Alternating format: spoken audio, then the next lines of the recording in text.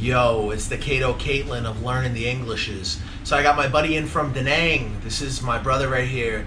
What is your YouTube channel, man? YouTube channel is A Fantastic Life, like A Fantastic Life. Okay. Yes, and that spells like PHO TAS Life LYFE. Okay, and we're gonna put him in the comments section.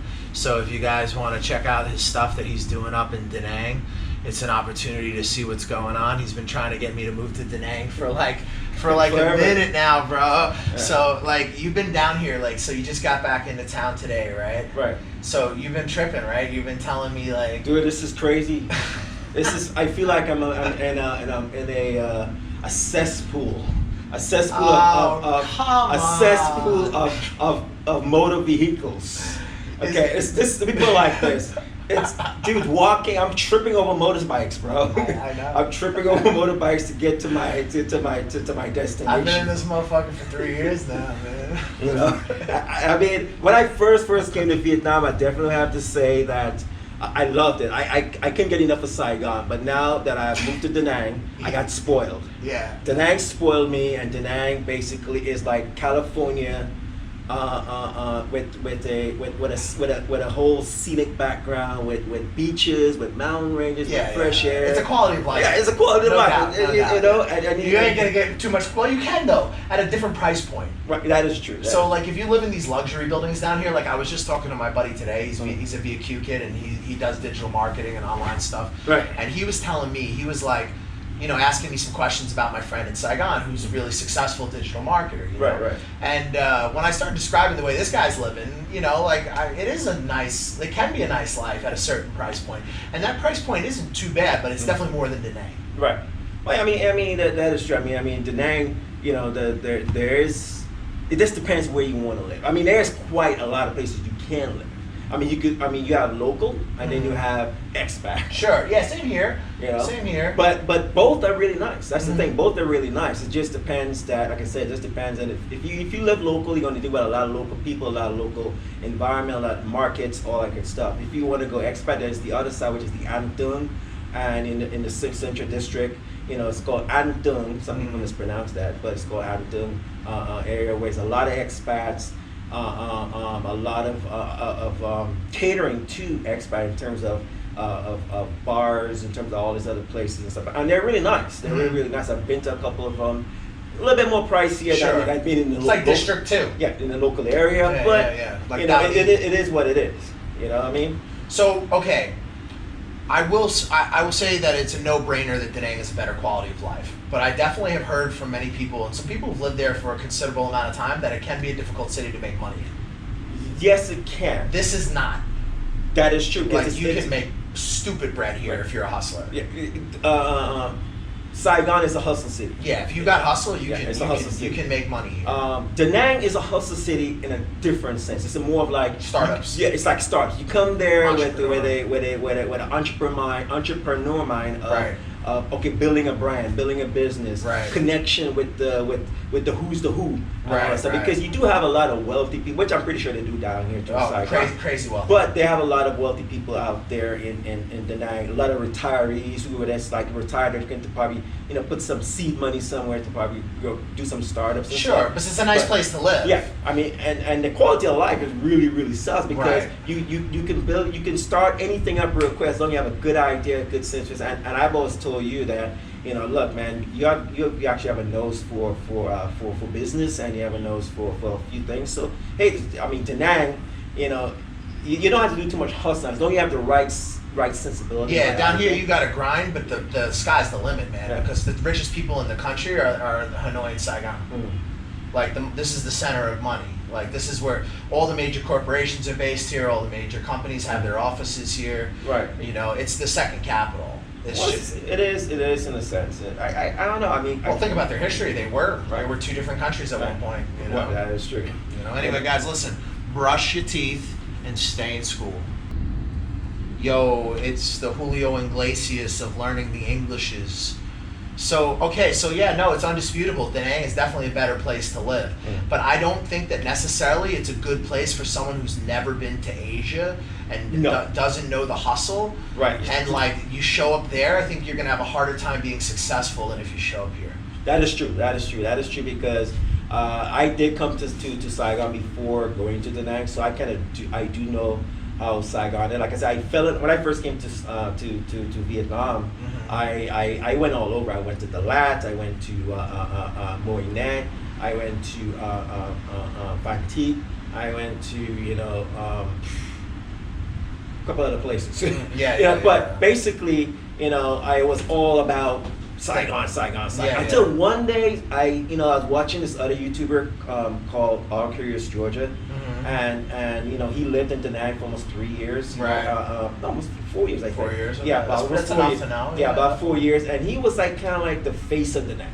Sure. He became the face. Right, because there wasn't a lot of people doing Da Nang. There's still not a lot of people doing Da Nang. He literally went all nick and cranny, all about Da Nang, and I just kind of got hooked on it, and then I made contact with him, and then he hit me up on the side, and he was like, yeah, man, if you really want to come out here, he said, just evaluate the two. It just depends on what you want to do. If you want to live more of a scenic, more fruitful life, Da Nang. If you want to live the hustle bustle, make the grind. If you want to make a lot of money, you come to Saigon. You go to Saigon, right. And it's the same in Hanoi. You can make a lot of money in Hanoi if you're trying to do the teacher thing. Right. The only thing that I've noticed, and again, because I have connections in the Hanoi market also, is that it seems like it's a little bit harder to find the people who will just get things done as easily as it is down here. So like, for example, I'm not gonna like elaborate what I mean by get things done, but you guys can read into that however you want. Like, as far as like facilitating things, I think Saigon is one of the easiest places.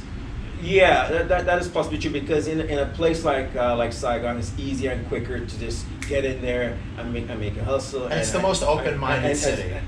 Yeah, I don't know. I'm now questioning. Come on, bro. I see. Okay. I'll probably give it bondage shows. We have fucking punk rock shows. Okay, I'll give you that. Dead Mao was here. Yeah, I'll give you that. I'll give you that. Yes, I'll give you that. Art scene. Yeah, it's definitely a New York too.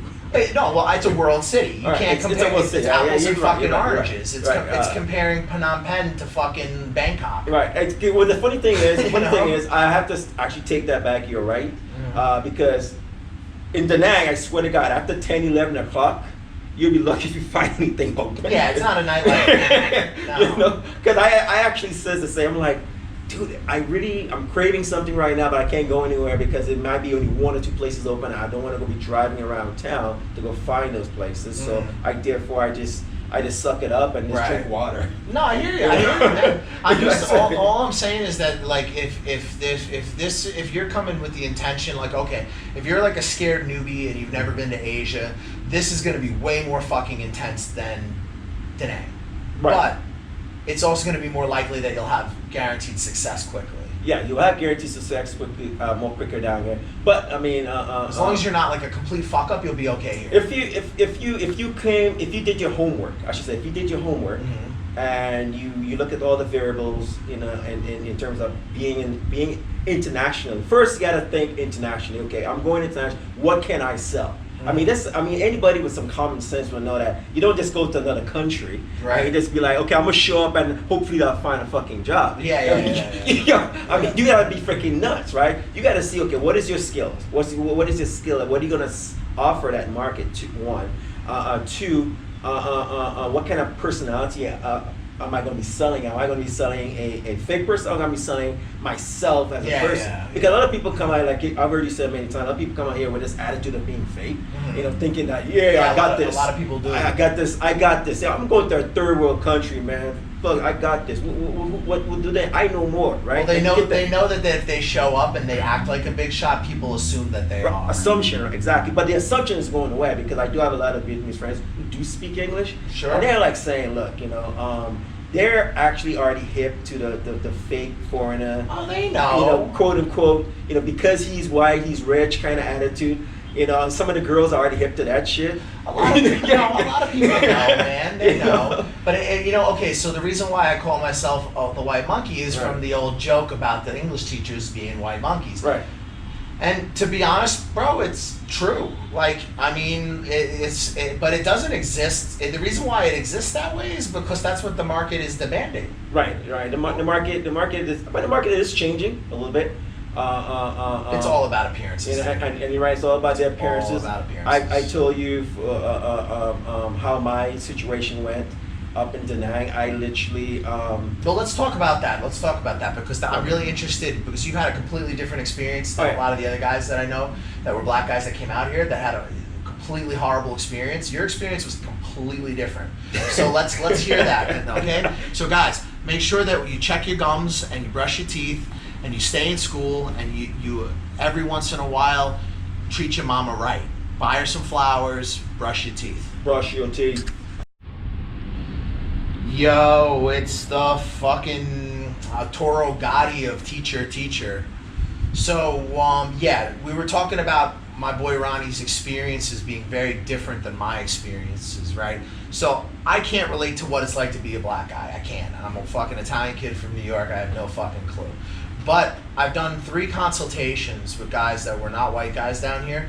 One was Indian, one was a fellow from the Caribbean that I tried to help, that I introduced you to him. I thought you could guide him since you're both from the Caribbean, you know. Right. And another is my friend Will. Okay. And Will's experience was more like yours. Okay. You know, but he's had a lot of luck. He's not had a lot of problems in Saigon, but he's American and he's got a degree. Right.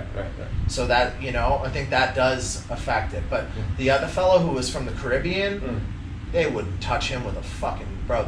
I was getting messages afterwards like, please don't send me any more black guys. Like, So you've had a completely different experience than that.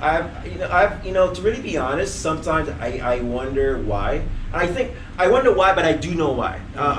First off, I show up, it's all about presentation. Okay. Presentation sells. Secondly is personality. Right. The way you approach things, the people, how you talk. You just be warm. You're a likable guy. Then you smile. Smile, crack a few jokes, stuff like that. And luckily for me, when I first came to Vietnam, I immersed myself in the Vietnamese community. I didn't go to the expat community. Right, you hung with the Vietnamese. I hung with the Vietnamese people, so I got to know a lot of the lingo. Now that I'm speaking more Vietnamese, I'm doing that more. Right. I got to know. Better. It's better, they respect you more. I actually even have a Vietnamese name, Minh Bao. So I was like, I even threw that at the people that hired me. I was like, yeah, they call me Minh Bao. Like Minh Bao, Minh Bao. They was like, oh, Minh Bao. So all of a sudden that I think once I said that, I opened up the door became. Then all of a sudden, I got a Vietnamese name. Here's Kong Chi. What is that? Kong Ki Trang. Kong Ki Trang. I don't know if they know what that means. It means the white monkey. The white monkey, exactly. Monkey. Kong Ki is monkey and Chang is white. So white monkey. The white monkey. So I literally. Dep Chai. Dep Chai. Dep there. Chai. You know what I mean? Okay, tell me. I'm Bao Bao. Okay. Bao Bao. Bao Bao means cute. Sexy and cute. That's helpful. I'm the white monkey. But in Asia, white monkey doesn't have the same connotation. No, it does amongst expats, but it doesn't amongst the Vietnamese. Bao Bao, to all the Vietnamese people, I'm known as Bao Bao now. Or remember, if you look at all my text messages from all my friends, Bao Bao, Bao Bao. But at the same time, like I said, I really stepped up the game and tried to break the mold. Because before coming to Asia, I did all my homework. And every time I went to some white guy. I grew up with I grew up with skaters for Christ's sake, right? Surfers and all that shit. Southern California, right? Southern California. So, I call some of my white brothers back home. It's like, yeah, you guys are my Anglo brothers. You know what I mean? And they used to laugh at that shit. I like how what's his name, man? The Reverend who supports Bernie right now. He calls Bernie my vanilla brother. I can't remember his name. He's really a smart guy. You gotta have an angle. You gotta have an answer, and people like you for that. And I basically, like I say, I looked at all that stuff, but then I started seeing all the negativity and stuff. So all the guys talk about, oh yeah, if you're black, this, that, and the other. I'm like, at one point I started getting a little bit, like cold feet. Like, why should I go out there? Because if it's going to be only if they only hire just white people. I mean, No, white guys. no, they definitely don't. I'm like, wow, you know what I mean? But you know, like you said, It's those, hard, a little harder. those are gatekeepers. I mean, that time is Yes, those people yes. we call gatekeepers, and that time is coming to an end. It You know what I mean? is starting to. So I come to an end. A lot of the Vietnamese businesses are starting to understand. Hey, it doesn't matter what color you are. It doesn't matter what ethnicity you are. As long as you have a good personality, and as long as I think as long as you can sell yourself. As long as you have a U.S. fucking passport. That too. Or If you have a US honestly, passport. there's a Canadian fella. I tried to get a job, and he's got a Canadian passport, and he's got a fucking degree, like a bachelor's degree, and it's been really, really, really difficult for him. Right. You know, like really, really hard for him to find like fucking any kind of like meaningful work. You know, so like, you know, I don't know, man. Like I think fucking, you know, I think it might be easier in Da Nang because in Da Nang, Well, the other thing about it's smaller. it's smaller, but another thing about Da Nang, I really have to say this about Da Nang. I think the people up there are more level-headed.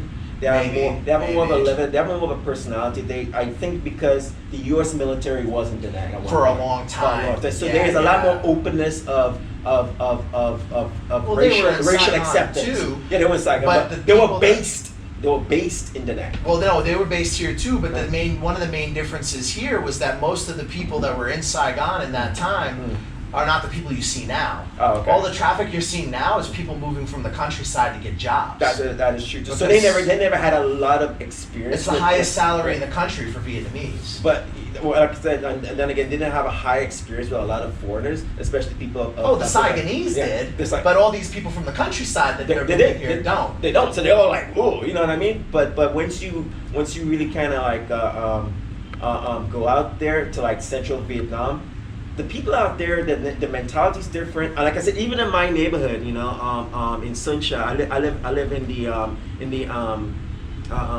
what is it called?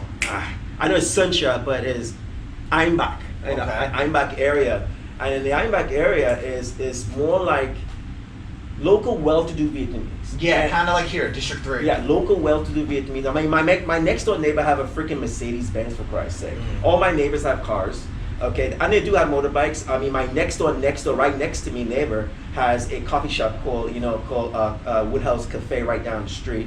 The guy next door owns a wood shop. So I mean, and the next door neighbor, I know he's in some sort of business. The other guy, he's in some sort of market. He's always doing all kinds of stuff. So all my neighbors, you know, are like well-to-do Vietnamese, and my friend and brother, Vietnamese brother here, you know, Kang, he owns his own coffee shop, and I go to that coffee shop almost every day and chill. I mean, we chit chat about all kinds of different stuff, and he have actually helped me in a lot of stuff. I mean, right now, I mean, like you know, I'm pretty much part of his family. Yeah, the Vietnamese are good, man. Yeah. They will adopt you. I literally got adopted. He's Yeah, like, they will. you know, I'm his older brother. You know, I mean, I've traveled all over the country with him so far, and wherever he, you know, he's like, hey, you want to go? Let's go. So we have traveled, stuff like that. I went to, I met his mom. I met his wife's mom. You know, I mean, that's the only people I met. His brother, sister, you know, and so on and so on. I met other people that's close to him. I met their family. He introduced me to the chairman, or like the I think he's like the city chairman of Quang Nai. Nice, nice. I met him, and he was like, hey, you know, I heard a lot about you. I'm like, who's this guy? He was like, oh yeah, I'm the city chairman of Quang Nai. I heard a lot about you. That's great. You know, I mean, Meeting the right people. Yeah, so that's one thing I've come to. I literally told myself, I'm just going to immerse myself in the Vietnamese community, and that's how I've been successful in the things I've done. Tie your socks. Your parents don't love you. No one loves you.